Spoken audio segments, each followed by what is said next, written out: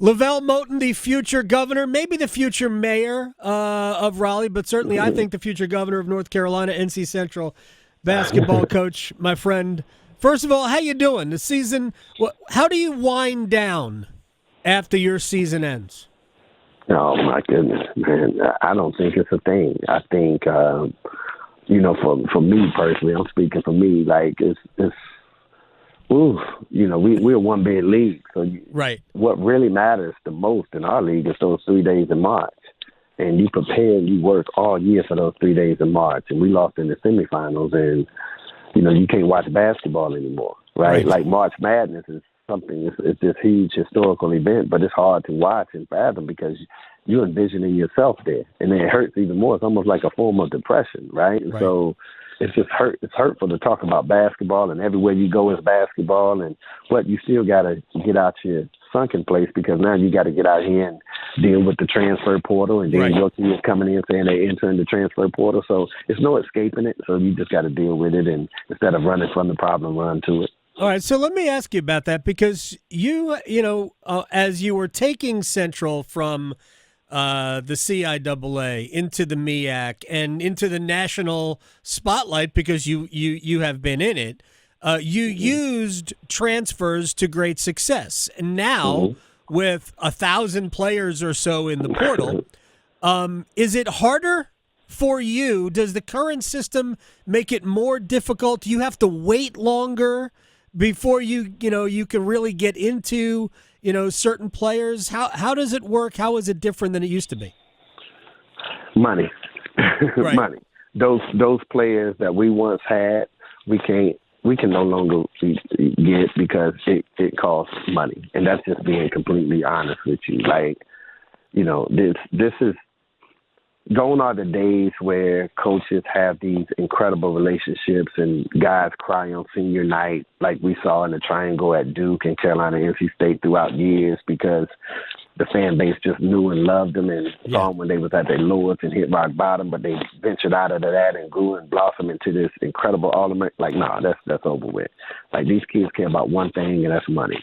When you're talking to them about recruiting, they don't care anything about the history. They don't care about that we won 8 championships in 14 years. They don't care anything about that. They don't care how many pros. They don't care about how many banners. They don't care about none of that. They don't care that you're the all-time leading coach winner. Like, none of that. They'll listen and nod their head and look you dead in your face and say, how much money can you give me? Unfortunately, we're not a school or university or program that has it. I think we might be the lowest. We might have the lowest budget in the MEAC, which means we probably have one of the lowest in the country, right? So it's hard. It's difficult, right? Because when everything is circulating around money and the top prospects require money, like you in the catch-22. So we're just trying to make way, to be honest with you. LeVelle Moton is joining us here on the Adam Gold Show. So how much do you have to reach out to supporters, boosters, private people to enhance what you can provide for athletes? Yeah, that's going to be something that we evaluate this summer, actually that's what we're doing now. We're going to have some fundraising towards our foundation because it's insane, right? And then a lot of times our fans and alums, they hear NIL and they hear collective, but they really don't understand what it's about. So now it's kind of my job to kind of educate them along the way, because this thing has just turned into pay for play, right? And it's just strictly transactional relationships, and there's no loyalty. There's no trust. Kids don't care. We thrived off recruiting kids and out evaluating people and, just the intangibles, the nuances that was associated. We thrived on that as a program. Like a kid like Poobie Chapman, he didn't have a lot of scholarship offers, but he came here and was the all-time assist leader, right? Like, I love that kid and Jeremy Ingram, but gone are those days because if a kid comes to you now and he averages 9 or 10 points, he's leaving you, right, for greener pastures, right? And that's the reality of it, and it's nothing that you can do about it, and they don't care that you gave them an opportunity when no one else did, like nothing. Like, anytime, I always said this, in any relationship in life, when you lead with money, the morals, the values, Yeah. all of that goes out the window, right? All of it goes out the window. And so it's a difficult position to be in, as a coach, because everything is just money-led. LeVelle Moton is joining us here, NC Central's head basketball coach. The House settlement is supposed to be approved. The approval date is scheduled for Monday. It may not be approved. Is that, if it's not approved, is that better for Central and smaller schools than it would be if it is approved? That's still a great question, because at the end of the day, whether it's approved or not, it's still going to require money on our end. Right. You follow? And so, that's the thing. Like, what required you to be a good coach 5 years ago? It don't require you to be a good coach anymore. That's the sudden change. You're like, man, what in the world? People can just buy rosters, right? Coaches are accepting jobs based off the NIL in which that university can provide, because you don't have to recruit. You can just streamline the recruiting now, right? It ain't no wasted time. It ain't no, hey, come see my beautiful campus and facilities. Nobody cares. How much money are you going to pay me? You see what I'm saying? And there's no coincidence that the SEC had the best conference in basketball this year, right? Because the SEC has always been known for having the largest budget. Yeah. That extended from football throughout the years, and now it's carrying over to basketball.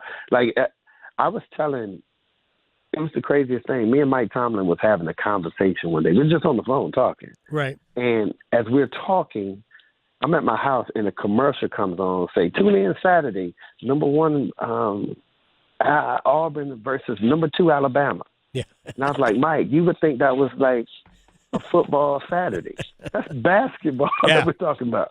Whereas Auburn and Alabama, with all due respect to those programs, Nate and Bruce have done an outstanding job. But like, what? Normally that spot is slated for Duke and Carolina.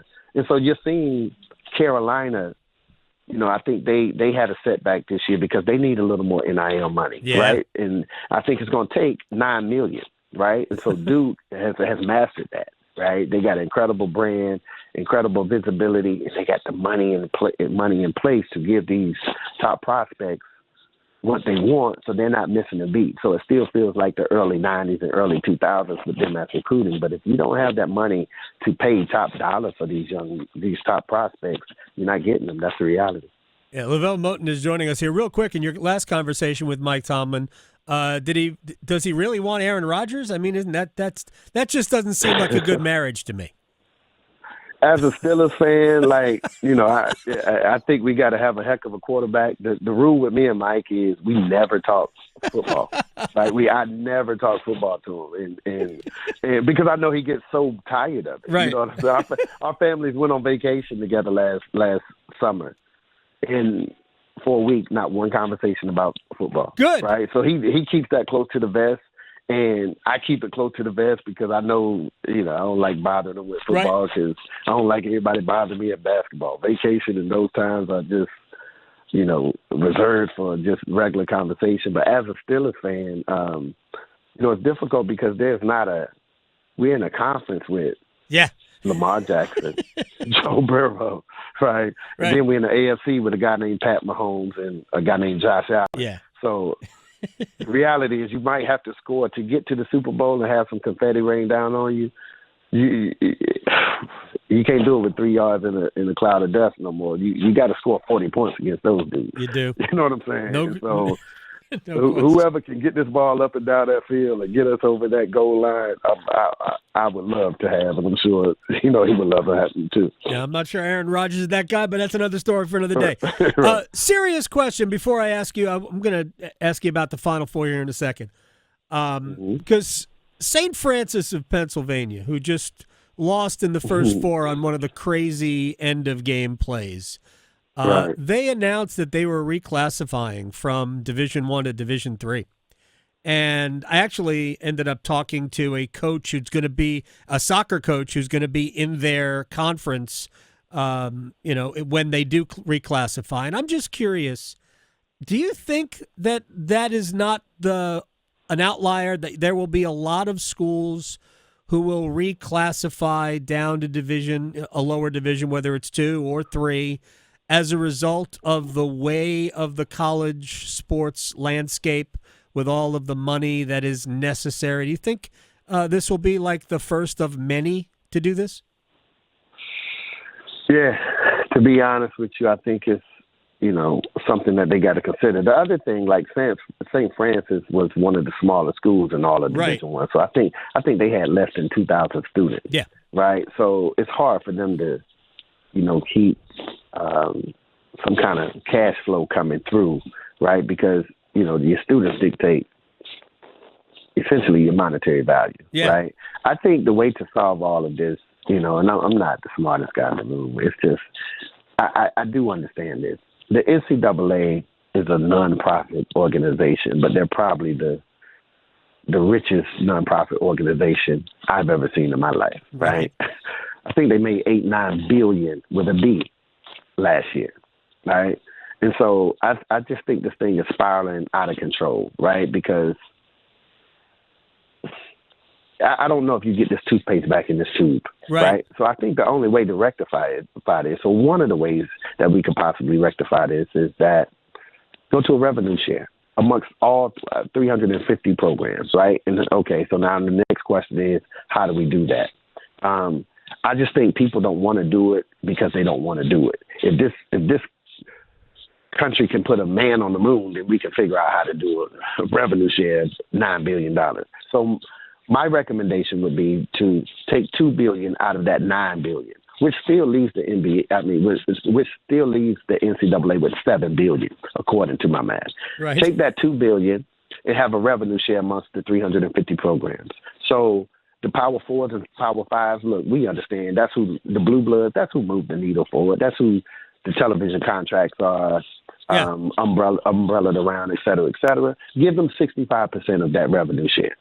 Give the upper mid-majors 20% of that revenue share, right? And then give the low majors 15% of that revenue share. So now everyone has a revenue share, but the onus is not on the lower schools, the smaller schools, the mid-majors, and all of those schools that can't compete.